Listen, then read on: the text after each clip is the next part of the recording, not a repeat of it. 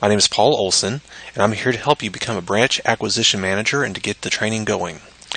Right now we're going to start with a property here that I've already pulled up on Zillow, and what we're going to do today is we're actually going to learn how to use like Google Maps and Bing Maps to help us in our initial due diligence of the property. So we're looking at 115516 Antebellum Drive in Charlotte, North Carolina. The house is a foreclosure. It's listed for $104,000. What we're going to do is we're actually going to take a look at this property and drive it before we even actually go out to it. So we're going to copy that address, do a quick little search on it. We'll go to Maps right here, which is Google Maps, and here we go. Here is an aerial view of the neighborhood and property. We can see the house is right over in this section right here. I'm starting to look initially at what's going on all around. I can see I've got commercial buildings right up in here.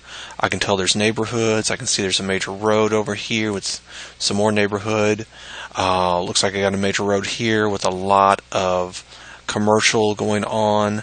What I'm noticing about this is, looks like over here we can see commercial industrial type thing. We got 18-wheelers, that kind of thing. So this is definitely not shopping centers. This is more 18-wheelers, that kind of thing.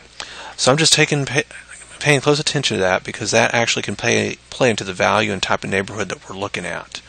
I'm looking over here. I'm seeing a lot of new development. Looking right over here, and it looks like we have apartment complexes. Newer apartment complexes from what I'm seeing. It looks like a newer pool. Just everything about it looks new and clean and crisp. So that's nice. Nice to see actually some new stuff there. An older house right there. Newer, or kind of like the condo or townhome style, just from looking above. I'm just kind of looking around is what I'm doing right now. Getting an idea of where this property is located, what's surrounding it. I can see over here some older neighborhoods. The way I can tell is, look here, we got an older and newer. The houses are built on top of each other, whereas over here they got a little bit more spread to them. Also, the roofs have a little bit crisper tan or crisper gray to them. It's something you'll notice with newer properties, that kind of thing, when looking at them from aerial. Also, there's not as many trees. Notice here in the older ones, there's a lot more green coming in. So let's go right back to the house that we were looking at. We got an idea now of what's going on, and in fact, it looks like with separation. That could have been potentially an additional neighborhood that was built after this one because of that green subdivide right there. And then once again, potentially the same thing. These are just all things I'm keeping in mind as I'm looking. This is kind of me just doing an initial due diligence on the property, getting an idea, do I really want to go look at this house? Does it actually match what I'm looking for in my investment criteria? So let's actually zoom on in a little bit more. I'm just using the scroll wheel to zoom in on my mouse, or I can use the plus symbol right there, whichever way you like.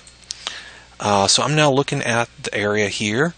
I'm looking to see, are all the houses uniform in style? I'm also looking for single wide and double wides. I'm not seeing that. You can see those pretty quick with the roof line. A single will only be like from here over. Just very small, thin, normally a very metallic look to them.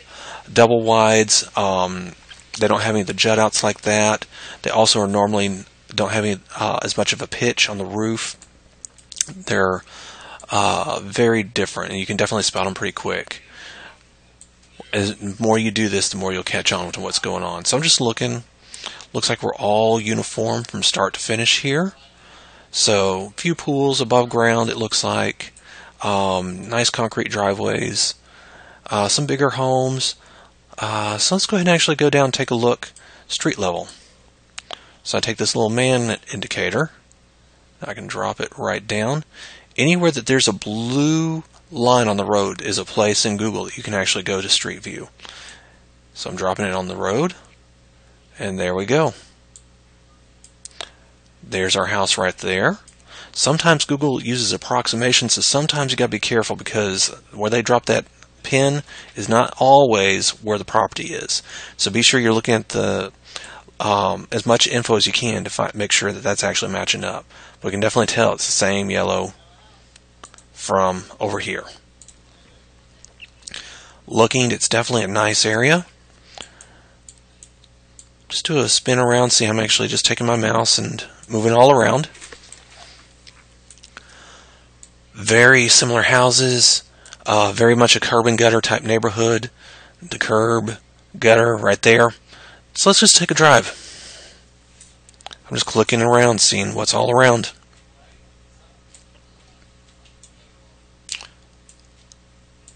Nice neighborhood.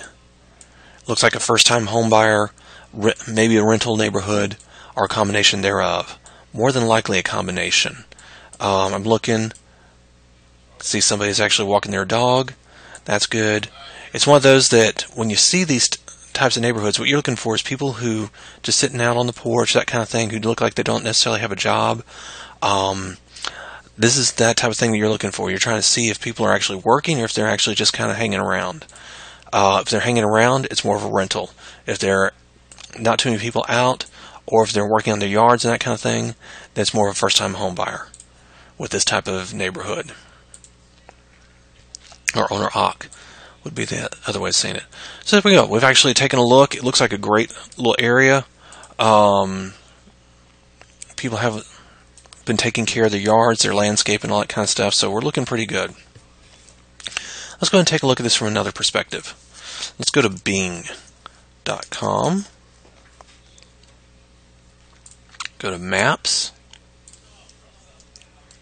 We'll paste that right on in. Okay, now we're going to go ahead and actually take a look from a different perspective here. You see up here there's something called Bird's Eye.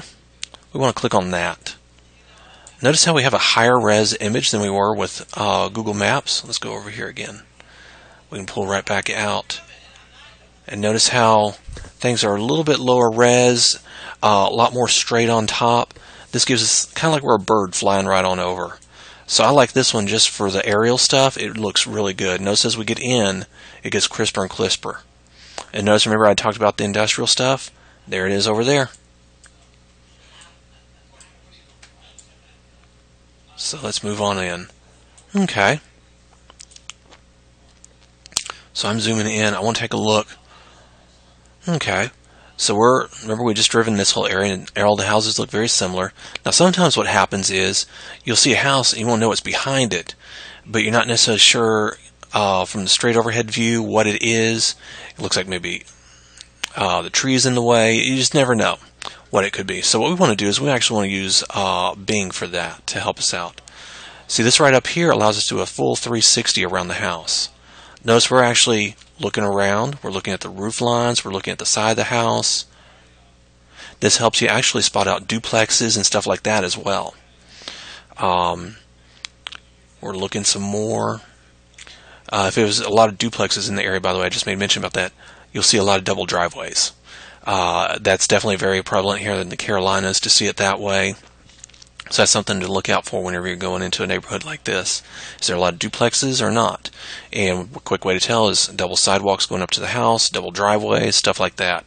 Doesn't necessarily guarantee that it's a duplex. Sometimes it could be a townhome or something like that, but that's one way you can actually start gauging it without actually having been into the property yet. And notice how I'm just doing a full 360 around the property. I'm looking, seeing what all we've got. Looks like we've got a fence right over here, fence lines over here. Looks like our yard's actually a fairly decent size, whereas these are good size, but they kind of come back at an angle. I'm guessing ours ends right about here.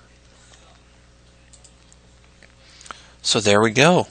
That's how you'd use Bing Maps to actually take a look at the property as well.